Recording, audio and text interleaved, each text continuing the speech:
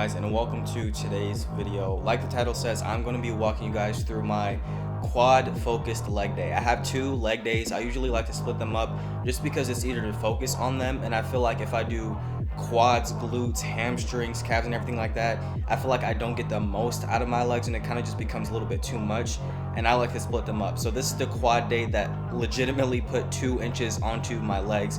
And before I even start the video, I want to preface this with letting you guys know the reason why I was able to do that. And one, if you saw my last video, you know that the biggest thing is because I eat a lot. I am in the process of bulking, and throughout the 2-month process that I was measuring my legs and noticed the difference, I was still bulking, eating at a caloric surplus, so I was able to use the surplus of calories to go to building muscle in my legs and all the rest of my body. So I want to preface it by saying you can get results like this or similar to this if you are adequately nourishing yourself, getting yourself the amount of calories, as well as sleeping and pushing yourself close to failure. And the other thing that I didn't include in the last video, and that is controlling the form and making sure that my mind and muscle connection is there. So I just got ready for the gym. I'm just about to leave and everything like that, but I wanted to take you guys along and show you guys the plan and the exercises and everything that I do to build my quads. I might do a video a little bit later about what I do for my glutes and hamstrings, but I mainly want to focus on quads because I think that's one of the best body parts on my body as of right now. So without any further ado, let's go ahead and get into the video. I'm going to do like a talk over thing like I did for my back workout video. So enjoy the video, and I will see you guys at the gym. Alright, so starting off the leg workout, one of the first things that I like to do is start off on the Stairmaster. And this isn't anything crazy. I usually just walk on here for around 2.5 minutes just to get blood flow into my quads and just to get everything all nice and warmed up. Then at the 2.5 minute mark, I usually turn around and I go backwards, and I purposely do this to protect my knees. When I go backwards and I'm grabbing onto the side handles and forcing my legs, like actively pushing down on the steps, and this is really good for activation in my knees and protecting my knees. I feel like when I warm up this way, it just helps me overall a lot better with not doing any unnecessary movement on my knees. And then secondly, right after that, I like to do some stretching and stuff like that. Now I know stretching is bad, but this stretching is a little bit different. This is to specifically help me on the squats. I don't usually do this for any other day, but I just open up my hips, stretch out my hamstrings, and just make sure that I'm loose and relaxed enough to get into the squat. These warm-ups I copied from an Instagram account actually that you can see right there. But it's not anything too crazy, just opening up my hips, especially stretching out my hamstrings, and just overall trying to get ready for the squat session. This isn't going to help me for the quad exercises, but this is just specifically to help me for the squat. And now moving on to the squat portion of the actual workout, which is the first movement of the day. I usually like to warm up and gradually add weight for each set just to make sure that I'm fully warmed up and everything is firing correctly.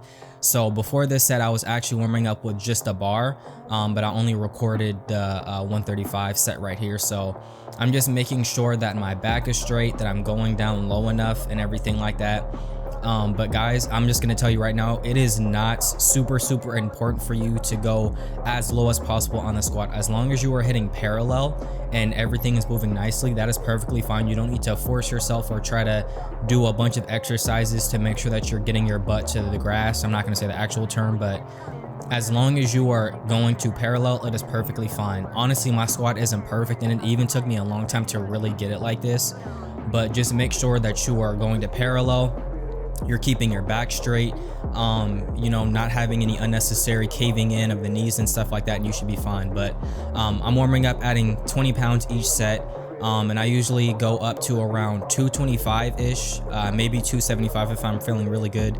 And the number of sets is dependent upon just how I'm feeling that day, so I don't have a set number of sets. I usually just go in and add weight until I feel like I'm comfortable enough and I feel like my quads are activated enough and everything like that. So I could go up to 275 for sets of 2, or I could stick at 225 and then just call it a day. But this is just to get me warmed up.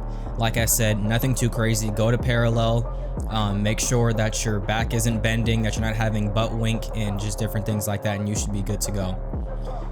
Now for the next exercise, my camera wasn't in focus and I was trying to hurry up and get this set done because there were so many people at the gym on this Wednesday and the girl just walked past. But I do 3 sets of lunges, and this is the hardest part of the workout, and we're not even at the end yet. So I usually go forward and back. I'm not exactly sure how many steps it is, but forward and back is only one set, and I do 3 sets of this. And sometimes I have to drop the weight and come back to it because it's really challenging to get this done.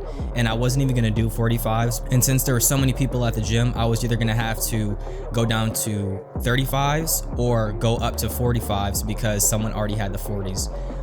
But the next set, I apologize for the angle that it started at, but like I said, I had to hurry up and get these in, and I also wanted to make sure that the angle is right because I want to make sure that I get as much of the set as possible. But for the lunges, you want to make sure that you are not driving your knee into the ground. You want to make sure that you are keeping your chest up, barely touching your knee to the ground, and then making sure that the most of the weight is on your front foot. The back foot is only to help me stabilize and make sure that I don't fall and keep my balance.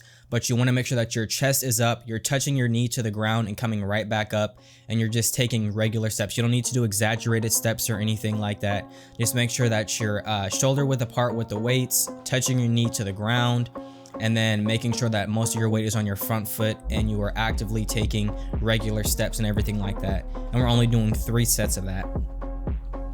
So next we have Bulgarian split squats, and I honestly only started doing this recently just because I really enjoy them, contrary to what a lot of people think. But this one is really easy too, so we're only doing 3 sets of this as well. I can go up to 65s honestly if I wanted to, but I really want to make sure that I'm actively putting enough weight and doing the sets and reps right. So I usually get the straps just because sometimes it's hard to hold the weight in place for a very long time. But we're just doing 3 sets of around 8 to 12 for this one, nothing too crazy. For this one, you want to focus on figuring out which length or which stance is right for you, because a lot of people can accidentally be too far and then you're not getting enough range of motion, or being too close and then you start falling over. So you're really gonna have to play with this. I honestly can't even give you a reference to figure it out. You're just gonna have to play around with the squats or the Bulgarian split squats and figure out which length is right for you or which stance is right for you. But what you really want to focus on is making sure that you are balanced, your chest is up, and you can have your hand out to the side of you just to help you balance a little bit more. Or if you're doing it with both weights, making sure that your chest is still up. You can even play around with the seat height where your back leg is. If you want to have it a little bit lower just so you have better balance, it's all completely up to you. But we're going to be doing this for, like I said, 3 sets of 8 reps. And we're going to be pushing ourselves really close to failure. I dropped the weight on a lot of these because I either had no reps left in the tank or only 1 rep left in the tank. You should be pushing yourself relatively hard and controlling every single rep, just like on the lunges, just like on the squats, or I could have did better on the squats, but you want to be controlling every single rep of these Bulgarian split squats because you're really going to be tired and exhausted, but you want to make sure that you're not being lazy when you're doing these, because this is where the growth starts. When it's really hard and you don't want to do another rep, that's when you start counting the reps and really pushing yourself, because that's where the growth is. So that's enough for the Bulgarian split squats. So the last thing is just regular calf raises, and you want to make sure that you're not bouncing the weight up. I see so many people doing that. Control the weight on the concentric and eccentric, like I say for every single exercise. Control the weight, control the weights, and make sure that you're not doing super heavy sets. Your calves are slow twitch muscle fibers, which means that they react a lot better to more reps. So I usually do around 15 to 20 reps. Like I said, control the weights. We're doing around 15 reps and around 3 to 4 sets, depending on how I'm feeling. You should be balancing yourself on the balls of your feet and driving through on that. And you should really be feeling a good contraction, especially right after we get done with all those quad exercises. You might feel a really big Charlie horse or just a cramp in general, because if you're really controlling these and doing these right, you can really feel them.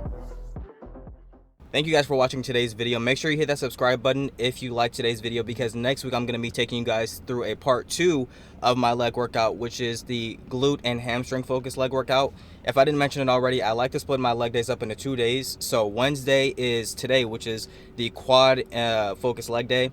Saturday is my glute and hamstring focused leg day. So if you guys want to watch that one, like I said, make sure you click the subscribe button. If you guys like today's video, make sure you click that like button and turn it blue, and I will see you guys in the next video.